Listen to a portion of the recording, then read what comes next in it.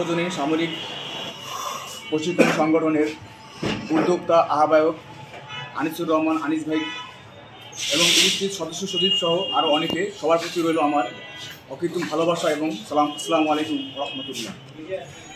আপনারা জানেন আজকে আমরা যেই বিষয় নিয়ে এখানে উপস্থিত হয়েছি, আমার ইতিপূর্বে অনেক ভাইয়ের বক্তব্য দিয়েছেন।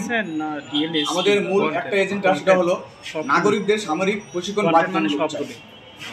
আসলে আমাদের প্রশ্নটা হলো নাগরিকদের সামরিক প্রশিক্ষণ বাধ্যতামূলক চাই কেন, কি কারণে আমাদের নাগরিকদের, বাংলাদেশের নাগরিকদের সামরিক প্রশিক্ষণ বাধ্যতামূলক করা উচিত? এর কারণ হলো আমরা জানি যে এই বাংলাদেশ দুটি দেশকে নিয়ে বেষ্টন করে আছে। বাংলাদেশকে বেষ্টন করে আছে দুটি দেশ, এক হলো ইন্ডিয়া আর দুই হলো মায়ানমার।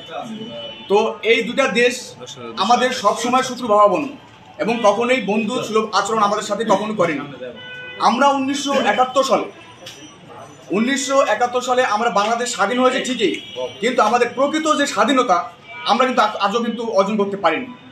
তাই আমাদের সকলের উচিত একত্রিত হয়ে এবং বাংলাদেশ সরকারের একটা পদক্ষেপ নেওয়া উচিত যে বাংলাদেশের প্রত্যেকটা নাগরিককে, যাদের বয়স সর্বনিম্ন 18 বছর থেকে শুরু করে, আমার ভাই প্রস্তাব করেছে 35, আমি বলবো আমার আরেক ভাই বলেছেন 45, আমি মনে করি 45 বছর পর্যন্ত বাংলাদেশের প্রত্যেকটা নাগরিককে যেন সামরিক প্রশিক্ষণ যেন বাধ্যতামূলক করা হয়।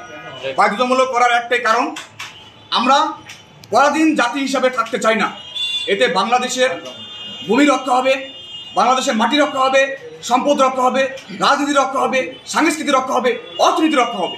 তাই এই বাংলাদেশের মানুষের জন্য, বাংলাদেশ সার্বভৌমত্ব টিকে রাখার জন্য আমাদের একটাই উচিত, সেটা হলো সামরিক প্রশিক্ষণ সকল জনগণের উপর বাধ্যতামূলক করা। আর যদি আমরা সামরিক প্রশিক্ষণ যদি সকল জনগণের উপর বাধ্যতামূলক না করি, তাহলে আমরা পরাজিত হয়ে যাব বিদেশি শত্রুদের হাতে। আপনারা দেখেন, ইন্ডিয়া কিছু হলেই ভয় দেখায়, পারমাণবিক বোমা মারবে, যুদ্ধ করবে, ড্রোন পাঠাবে। এত সহজ নাকি?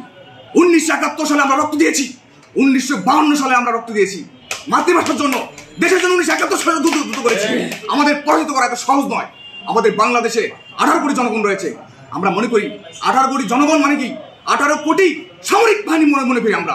তবে সেই সামরিক বাহিনীদেরকে সঠিক পর্যায়ে উত্তম পন্থায় সামরিক প্রশিক্ষণ সরকারকে দিতে হবে এবং সবাইকে এই বিষয় নিয়ে ঐক্যবদ্ধ হয়ে চলতে হবে ইনশাআল্লাহ। আপনারা জানেন মায়ানমার 2004 সালে আমাদের বাংলাদেশের হাতে পরাজিত হয়েছিল নির্মমভাবে।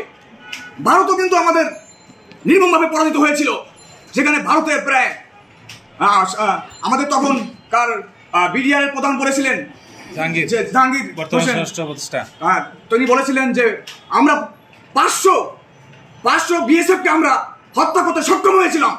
তার বিনিময়ে মাত্র বাংলাদেশের 4জন সৈন্য শুধুমাত্র নিহত হয়েছিল, শহীদ হয়েছিল। তাই একটা কথা আমরা বলি, আসুন সবাই ঐক্যবদ্ধ হই যে বাংলাদেশে নাগরিকদের সামরিক প্রশিক্ষণ বাধ্যতামূলক করা।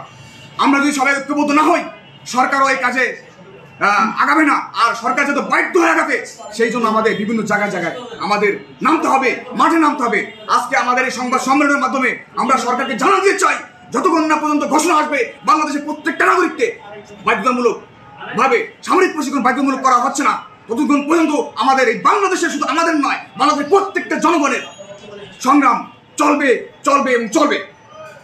আপনারা জানেন, আমার ভাই গুরুত্বপূর্ণ একটা কথা বলেছে, ইসরায়েল এত সামরিক প্রশিক্ষণ হওয়া সত্ত্বেও তারা কেন হামাসের সাথে পারে না? পারবে কিভাবে? হামাসের হচ্ছে মনোবল, ইচ্ছা শক্তি এবং দেশের প্রতি টান। আমরা শুধু হামাসকে বলবো না, বিশ্বের অন্যান্য দেশের জনগণের কথা বলবো না। আমরা মনে করি বাংলাদেশের প্রত্যেকটা নাগরিকের যেই পরিমাণ দেশের প্রতি ভালোবাসা আছে, এই ভালোবাসা পৃথিবীর কোনো দেশের নয়। আর একটা কথা বলতে চাই যে কিছু হলেই নরেন্দ্র মোদী ঘোষণা দেয়, কিছু হলেই ইন্ডিয়ার এমপি মন্ত্রীরা ঘোষণা দেয় বাংলাদেশে আক্রমণ হবে, বাংলাদেশ নিয়ে খেলা তামাশা শুরু করছে। তাকে ভুলে গেছে 1971 সালে আমাদের তদারকির কথা, তখনই ভুলে যায়নি। তাকে ভুলে গেছে মাতৃভাষার জন্য আমরা 1952 সালে রক্ত দিয়েছি। তখনই তারা এটা মনে করে না। যদি মনে করতো তাহলে আমাদের বাংলাদেশের নিয়ে কোনো ধরনের নিন্দনীয় কোনো কথা তার বলার সাহস পেত না। তাই একটা কথাই বলি, সামরিক প্রশিক্ষণ শুধু বাংলাদেশ কেন, বিশ্বের অনেক দেশে রয়েছে। যেমন ইসরায়েল বিভিন্ন আরব দেশ বেষ্টনী করে রয়েছে।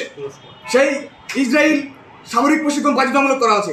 ইউরোপে জার্মানিতে আছে, অস্ট্রিয়াতে আছে, স্পেনেতে আছে, তুরস্কতে আছে, ইংল্যান্ডে আছে এবং আমেরিকাতে আছে। আমেরিকা সব বিভিন্ন দেশে সামরিক জনগণের সামরিক প্রশিক্ষণ বাধ্যতামূলক করা হয়েছে। অথচ আমাদের বাংলাদেশে কেন সেই সামরিক প্রশিক্ষণ আজও বাধ্যতামূলক করানো না? এটা আমরা কেন? আমাদের দুঃখের সঙ্গে এই কথা আমাদের বলতে হচ্ছে। আমাদের সেনাপ্রধান বলেছে, আপনারা ওয়াকারুজ্জামান বলেছেন দুদিন আগে যে আপনারা যদি বিশৃঙ্খলা করেন, হানাহানি করেন, তাহলে এই দেশের স্বাধীনতা কিন্তু খর্ব হবে। আরে স্বাধীনতা কে খর্ব করবে? এত সাহস কার? এত বড় সাহস আছে কার বাংলাদেশের স্বাধীনতা খর্ব করবে? আমরা মনে করি বাংলাদেশের মাটি, বাংলাদেশের ভাষা, বাংলা ভাষা, এটা বাঙালির প্রত্যেকটা বাঙালির হৃদয়েতে দেখে রয়েছে। তাই বাংলাদেশের স্বাধীনতা, বাংলাদেশের ভাষা কেউ কখনোই এই সার্বভৌম কখনোই কেড়ে নিতে পারবে না ইনশাআল্লাহ, যদি আমরা সামরিক প্রশিক্ষণ সকল জনগণের উপর বাধ্যতামূলক করি 18 থেকে 45 বছর পর্যন্ত ইনশাআল্লাহ। তাই আমি বেশি কথা বলতে চাই না, একটা কথাই বলতে চাই, সরকারের প্রতিও আমাদের বিনীত আহ্বান এবং আমাদের বাংলাদেশের সকল জনগণ আমরা ঐক্যবদ্ধ হই এবং সরকারকে আমরা জানাতে দিতে চাই যে as soon as possible, যত দ্রুত সম্ভব হয় আমাদের বাংলাদেশের সকল নাগরিকদের সামরিক প্রশিক্ষণ যেন বাধ্যতামূলক করা হয়। আর যদি সামরিক প্রশিক্ষণ বাধ্যতামূলক না করা হয়, তাহলে বাংলাদেশের প্রত্যেকটা জনগণ রাস্তা নামতে বাধ্য হবে সামরিক প্রশিক্ষণ বাধ্যতামূলক করার জন্য। তাই আমাদের সামরিক প্রশিক্ষণ জয় হোক, জয় হোক বাংলাদেশের প্রত্যেকটা নাগরিকের দেশের প্রতি ভালোবাসা, মাতৃভাষার প্রতি ভালোবাসা, দেশের সাংস্কৃতিক অর্থনীতির প্রতি ভালোবাসা, সব কিছু জয় হোক, জয় হোক বাংলাদেশের প্রত্যেকটা জনগণের। এ বলে আমি আমার শেষ করলাম।